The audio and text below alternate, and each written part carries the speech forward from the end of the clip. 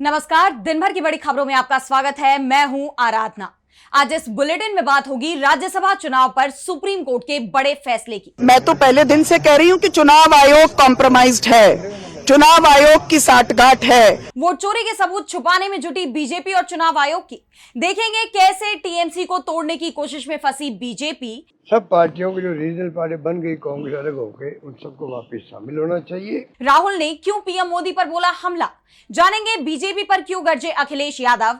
America के राष्ट्रपति जो कह देते हैं वो भारत स्वीकार कर लेता है, सोचो। और बुलेटिन के आखिर में देखेंगे जाने माने कार्टूनिस्ट इरफान की किस खबर पर पड़ी तिरछी नजर। लेकिन दिन भर की तमाम बड़ी खबरों से पहले एक नजर आज की सुर्खियों पर। सांप्रदायिक टिप्पणी का मामला, टीएमसी प्रमुख ममता बनर्जी पर हुई एफआईआर। कोलकाता के हेयर स्ट्रीट थाने में दर्ज हुआ मामला। तेजस्वी यादव का बिहार सरकार पर हमला, बोले खत्म हो गया डबल इंजन का बजट, इमरजेंसी फंड से पेंशन दे रही सरकार। अमेरिका और ईरान के बीच G7 बैठक में हो सकता है शांति समझौता, ब्लूमबर्ग की रिपोर्ट में दावा। 15 से 17 जून 2026 तक फ्रांस में आयोजित की जा रही G7 बैठक। टीएमसी में टूट की अटकलों के बीच सौगत रॉय का बयान, कहा जो हो रहा वो अनैतिक, ऑपरेशन लोटस को ठहराया जिम्मेदार। और हरे निशान पर बंद हुआ शेयर बाजार, 1695 अंकों की बढ़त के साथ 75,527 पर बंद हुआ सेंसेक्स, वहीं 461 अंकों की बढ़त के साथ 23,622 पर बंद हुआ निफ्टी। ये तो थी सुर्खियां। अब बात आज की सबसे बड़ी खबर की। मध्य प्रदेश में राज्यसभा चुनाव में बीजेपी की निर्विरोध जीत और कांग्रेस उम्मीदवार मीनाक्षी नटराजन का नामांकन खारिज होने को लेकर विवाद बढ़ता जा रहा है। कांग्रेस ने बीजेपी और चुनाव आयोग के खिलाफ मोर्चा खोला हुआ है। इस मामले में सुप्रीम कोर्ट में भी सुनवाई हुई। वहीं एमपी कांग्रेस के नेता राष्ट्रपति मुर्मू से मिलने पहुंचे। सड़क पर भी कांग्रेस नेताओं का प्रदर्शन देखा गया, यानी कांग्रेस ने हर मोर्चे पर बीजेपी और चुनाव आयोग का घेराव किया। तो क्या है ये पूरी खबर, जानेंगे इस रिपोर्ट में। बीजेपी और चुनाव आयोग पर लोकतंत्र को कमजोर करने के आरोप एक बार फिर तेज हो गए हैं।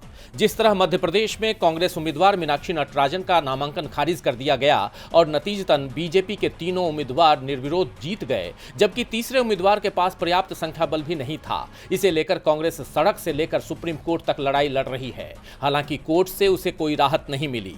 कोर्ट ने चुनाव प्रक्रिया में हस्तक्षेप न करने की बात कही, साथ ही नटराजन की याचिका खारिज करते हुए चुनाव याचिका दायर करने की सलाह दी।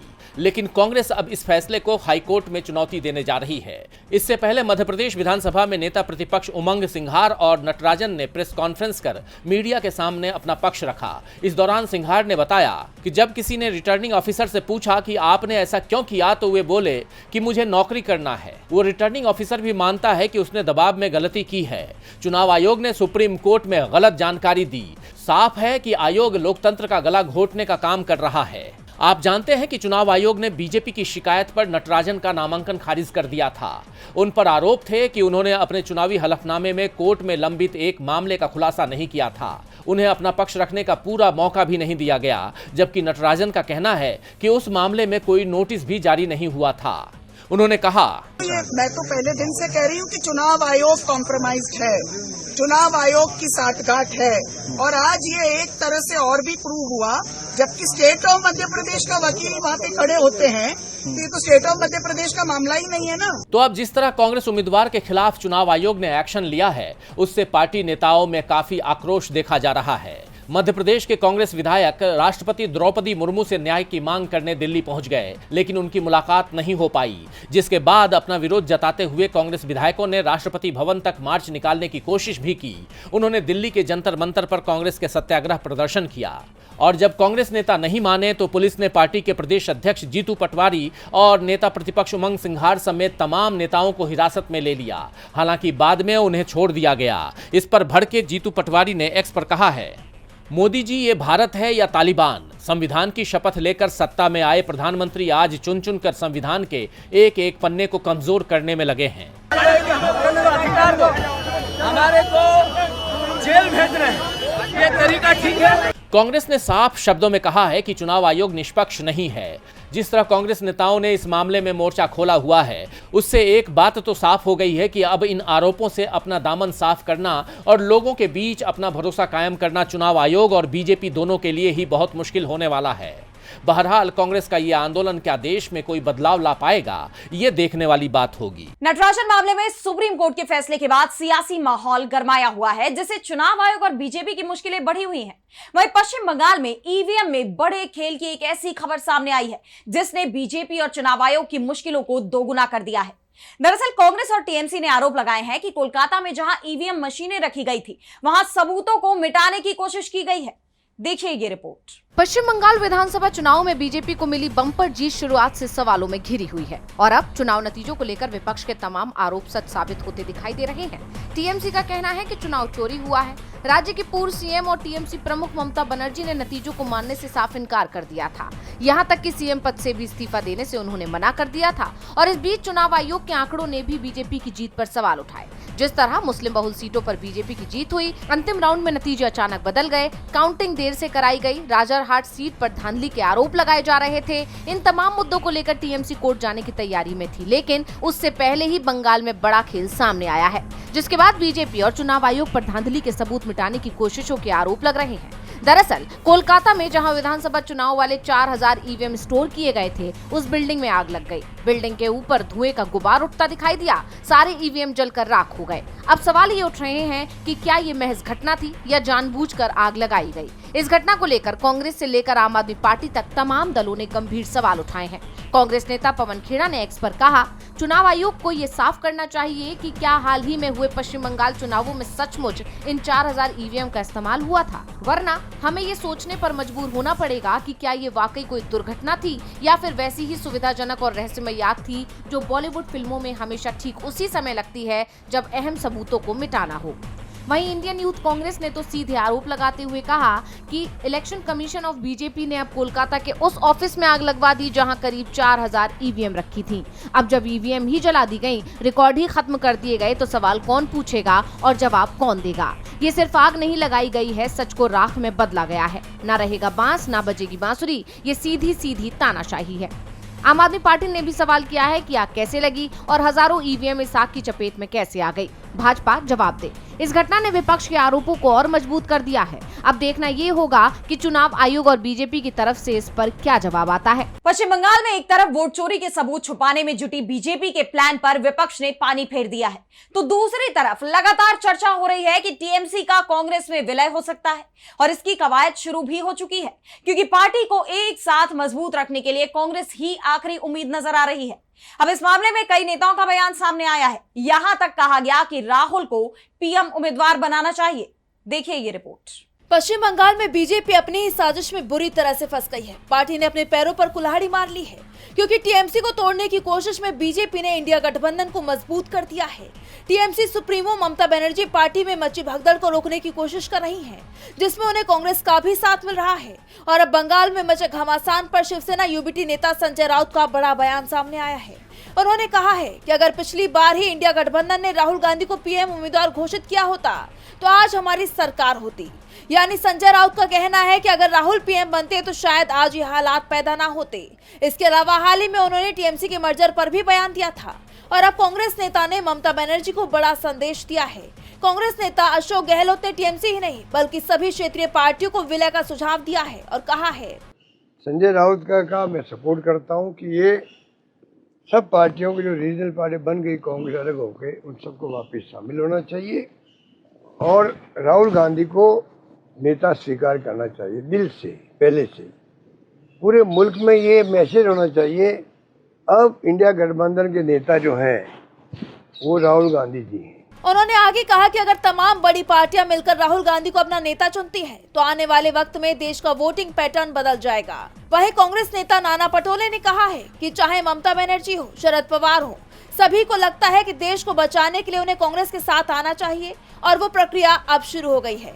साफ है, पूरा विपक्ष अब एकजुट हो गया है, जिससे आने वाले वक्त में बीजेपी की मुश्किलें बढ़ना तय है। मोदी सरकार और चुनाव आयोग के रवैये ने विपक्ष को एकजुट कर दिया है। टीएमसी और एनसीपी के कांग्रेस में विलय की तैयारी चल रही है, यानी विपक्ष मजबूत होता दिख रहा है और मोदी सरकार दबाव में दिख रही है। वैसे भी पीएम मोदी पर यह आरोप लग रहे हैं कि वो अमेरिका के दबाव में है और यही कारण है कि अमेरिका ने 3 भारतीयों की जान ली और मोदी सरकार शांत बैठी रही। इसे लेकर अब कांग्रेस ने तीखे सवाल पूछे हैं। देखिए ये रिपोर्ट। 10 जून को ओमान के तट पर हुए एक कमर्शियल जहाज पर हुए हमले के बाद अंतर्राष्ट्रीय स्तर पर राजनयिक प्रतिक्रियाओं का दौर शुरू हो गया है। इस घटना में 3 भारतीय नागरिकों के मारे जाने की बात सामने आई है, जिसके बाद एक तरफ ईरान के विदेश मंत्रालय के प्रवक्ता इस्माइल बकाई ने भारतीय वाणिज्यिक जहाजों पर हुए अमेरिकी हमलों की कड़ी निंदा की है और इसे सशस्त्र डकैती और इसे राजकीय समुद्री डकैती का नाम दिया है। तो दूसरी तरफ भारत के विदेश मंत्रालय ने भी इस हमले की कड़ी निंदा की है, लेकिन मंत्रालय ने अपने बयान में अमेरिका का खुलकर नाम नहीं लिया, जिसे लेकर विपक्ष आग बबूला हो गया। इसी कड़ी में कांग्रेस सांसद राहुल गांधी ने पीएम मोदी को घेरते हुए एक्स पर पोस्ट किया कि अगले हफ्ते G7 में हमारे नाविकों की जान जाने के बस चंद दिनों बाद मोदी जी मुस्कुराएंगे, गले मिलेंगे और समझौते करेंगे, मगर उन 3 भारतीयों के लिए उनके पास एक शब्द भी नहीं होगा। कॉम्प्रोमाइज पीएम भारत माता के बेटों की रक्षा नहीं कर सकते, क्योंकि जिन्होंने उन बेटों की जान ली उन्हें नाराज करने की इनमें ना हिम्मत है ना ताकत। जैसे आप जानते हैं कि पीएम मोदी 13 से 18 जून तक फ्रांस के दौरे पर रहेंगे। वो फ्रांस के एवियो में आयोजित G7 में शामिल होंगे, जिसे लेकर राहुल ने उन पर तंज कसा है। इसके अलावा बता दें, पीएम मोदी 16 जून को होने वाली उस मीटिंग में भी शामिल होंगे, जिसमें ईरान के साथ बातचीत के मुद्दे पर और हॉर्मुज स्ट्रेट को खोलने के लिए फ्रांस ने इजिप्ट, कतर, UAE और सऊदी अरब को न्योता दिया है। खास बात तो ये है कि इस मीटिंग में अमेरिका भी शामिल होगा। इसके पहले ही विदेश मंत्रालय ने अब ओमान तट के पास वाणिज्यिक जहाजों पर हुए हमलों के विरोध में अमेरिकी जॉर्ज डी अफेयर्स जैसन मिक्स को तलब किया। ये दूसरी बार है जब विदेश मंत्रालय ने अमेरिकी मिशन को तलब किया। राहुल गांधी ने मोदी सरकार की घेराबंदी कर दी है, तो सपा प्रमुख अखिलेश यादव के हमले भी जारी है। अखिलेश ने एक बार फिर तमाम मुद्दों पर राज्य और केंद्र की बीजेपी सरकार पर हमला बोला है, जिससे बीजेपी बुरी तरह घिर गई है। तो क्या कुछ कहा अखिलेश यादव ने और क्या है ये पूरी खबर, जानेंगे इस रिपोर्ट में। यूपी के कासगंज में समाजवादी पार्टी के राष्ट्रीय अध्यक्ष अखिलेश यादव ने बीजेपी सरकार पर जमकर हमला बोला। उन्होंने जनसभा में रोजगार, किसान और कानून व्यवस्था के मुद्दे पर सरकार को घेरा। युवाओं और स्वास्थ्य व्यवस्था पर बात करते हुए अखिलेश यादव ने कहा, हमारे नौजवानों को नौकरी रोजगार से ये सरकार नहीं जोड़ पाई है। समाजवादियों की सरकार होती तो बड़े पैमाने पर हमारे नौजवानों को नौकरी से जोड़ने का मौका देते। उन्होंने अपील की कि आने वाले समय में आप समाजवादी सरकार बनाओ, एम्बुलेंस भी चलेगी और गरीबों का इलाज फ्री अस्पताल में कराने का काम भी करेंगे। वहीं बीजेपी की नीतियों पर तंज कसते हुए अखिलेश बोले कि इनके मुंह पर है स्वदेशी और मन से है विदेशी। पेट्रोल और विदेश नीति पर घेरते हुए अखिलेश ने कहा कि पेट्रोल में इस मिलावट से हमारी गाड़ी का इंजन खराब हो रहा है। बताओ, डीजल पेट्रोल कहां पहुंचा दिया?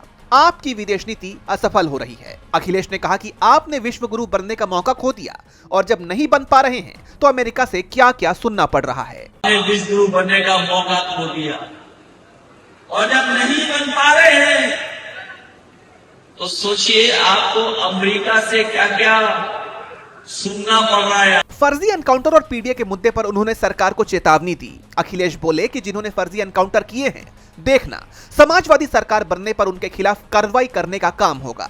अखिलेश यही नहीं रुके, उन्होंने कहा कि पीडीए की एकजुटता के कारण आज बीजेपी भी जातीय जनगणना को स्वीकार कर रही है।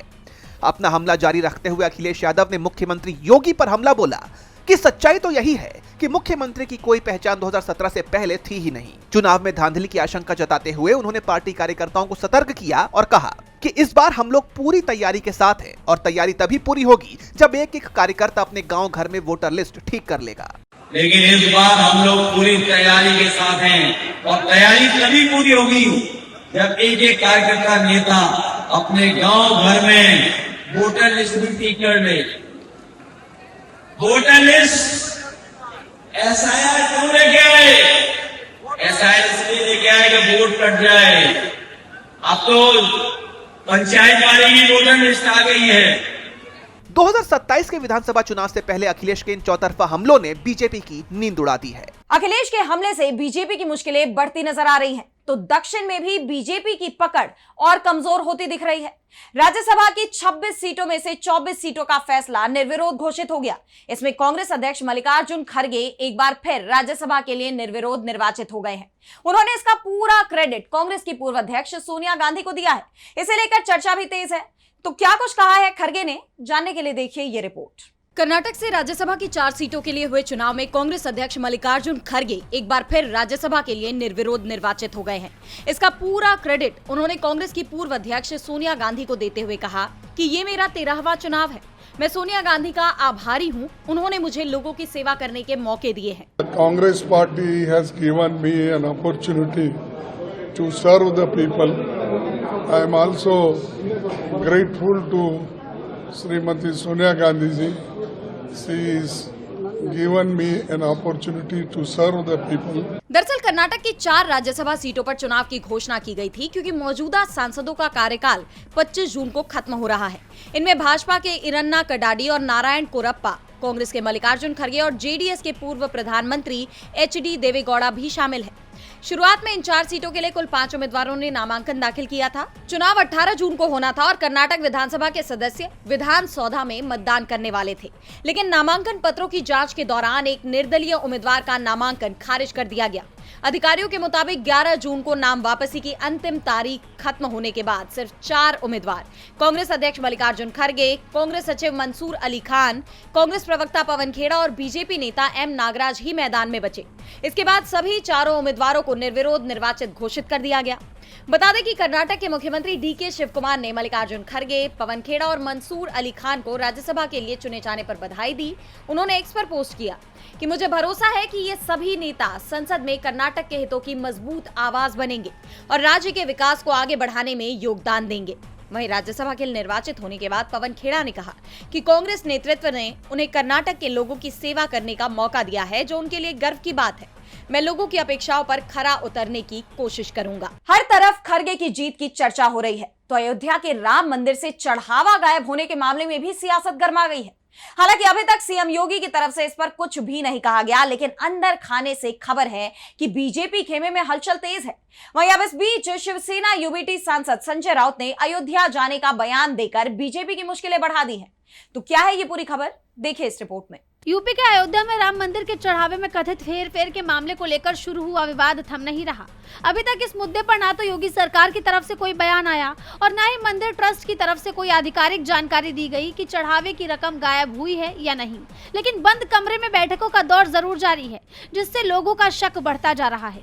वहीं अब शिवसेना यूबीटी सांसद संजय राउत ने इस घटना पर चिंता जताते हुए अयोध्या जाने की बात कही है। शिवसेना यूबीटी के राज्यसभा सांसद संजय राउत ने आरोप लगाया कि यह घटना सीसीटीवी में कैद हुई थी, लेकिन अब उस फुटेज को ही गायब कर दिया गया। इस पूरे विवाद के बीच उन्होंने घोषणा की है कि पार्टी प्रमुख उद्धव ठाकरे जल्द ही अयोध्या का दौरा करेंगे। पार्टी चीफ उद्धव ठाकरे जी से बात की और कहा कि हमको अयोध्या में जाना होगा, तो हमारा एक प्रोग्राम अयोध्या का बन रहा है, हम अयोध्या में पहले जाएंगे। संजय राउत ने मीडिया से बात करते हुए इस कथित घोटाले को लेकर बीजेपी और राष्ट्रीय स्वयंसेवक संघ यानी आरएसएस पर सीधे सवाल खड़े किए हैं। उन्होंने कहा कि राम मंदिर के चढ़ावे से दान पेटी से 5 करोड़ रुपए से अधिक की डकैती की गई है। ये सब सीसीटीवी फुटेज में साफ तौर पर दिखाई दे रहा था। जिस राम मंदिर में नरेंद्र मोदी ने तपस्या की, पूरे विश्व को बुलाया वो इवेंट देखने के लिए, आपके लोगों ने कहा था जिसने राम को लाया है हम उसको लाएंगे, लेकिन राम के घर में चोरी हो गई। यूपी में भी आपकी सरकार, दिल्ली में भी आपकी सरकार, लेकिन राम अयोध्या में सुरक्षित नहीं। उन्होंने साफ कहा कि राम के चढ़ावे के 5 करोड़ रुपए अगर चोरी होते हैं तो उसके लिए जिम्मेदार बीजेपी सरकार है, क्योंकि यूपी में भी बीजेपी ही है और केंद्र में भी। वहीं अब संजय राउत के बयान से बीजेपी सवालों के घेरे में आ गई है। और बुलेटिन के आखिर में देखेंगे जाने माने कार्टूनिस्ट इरफान की किस खबर पर पड़ी तिरछी नजर।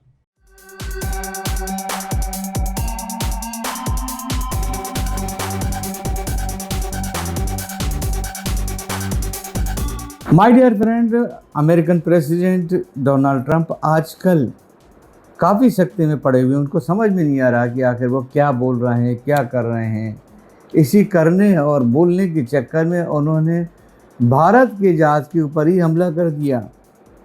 ईरान पर हमला करना था, लेकिन इंडिया के जहाज़ पे ही कर दिया। माय डियर फ्रेंड के लोगों को मार दिया, 4 लोगों को उस हमले के अंदर हलाक कर दिया उन्होंने। इसके विरोध में भारत ने क्या किया ये तो पता नहीं चला, लेकिन मीडिया में भी बहुत ज़्यादा खबरें नहीं आ रही हैं।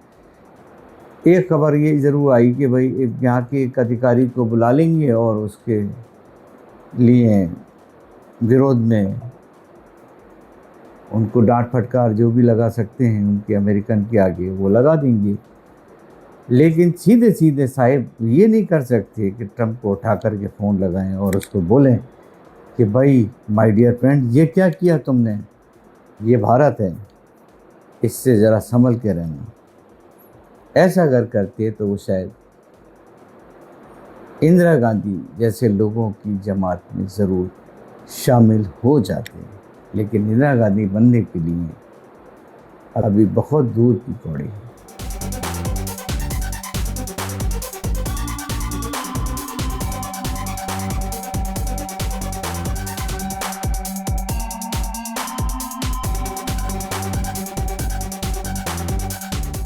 बहुत बहुत शुक्रिया इरफान जी। तो आज इस बुलेटिन में इतना ही। आप देखते रहिए डीबी लाइव। नमस्कार।